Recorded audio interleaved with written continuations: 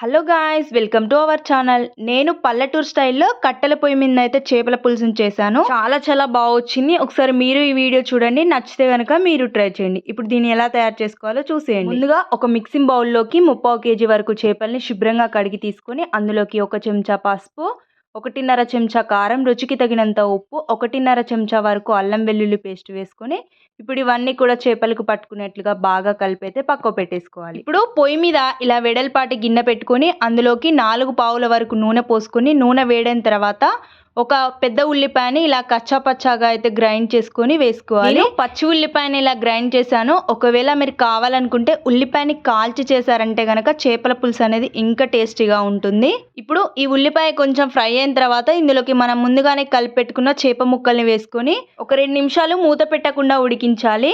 2 నిమిషాల తర్వాత ఒకవైపు అయితే మనకు కొంచెం ఫ్రై అవుతాయి. ఇప్పుడు దీన్ని అయితే మరోవైపు తిప్పేసుకొని మూత పెట్టుకొని ఒక 3 నిమిషాల పాటు అయితే ఉడికించుకోవాలి. 3 నిమిషాల తర్వాత చూసినట్లయితే మనకు చేపలు అనేవి కొంచెం ఇలా ఉడికిపోతాయి.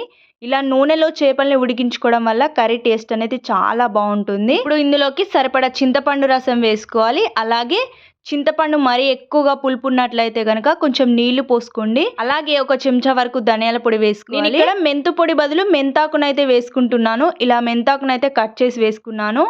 మెంతాకు అనేది వేసుకోవడం వల్ల మనకు చేపల పులుసు అనేది చాలా బాగుంటుంది.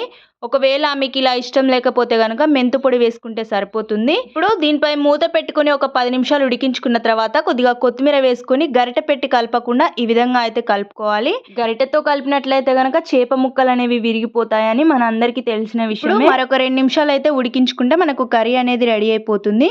చూడండి, 2 నిమిషాల తర్వాత చూసినట్లయితే కనుక మనకు పులుసు అనేది కొంచెం ఇలా చిక్కగా అవుతుంది. మీకు పులుసు అనేది ఇంకా చిక్కగా కావాలంటే ఇంకొక 2-3 నిమిషాలు అయితే ఉడికించుకుంటే సరిపోతుంది. చూసారు కదా ఎంత సింపుల్ గా యమ్మీ టేస్టీ చేపల పులుసుని అయితే ఎలా తయారు చేసుకోవచ్చో. వీడియో మీకు నచ్చినట్లయితే కనుక లైక్ చేయండి, షేర్ చేయండి. ఇలాంటి మరెన్నో మంచి రెసిపీస్ కోసం మన ఛానల్ అయితే సపోర్ట్ చేస్తూ ఉండండి. Thanks for watching.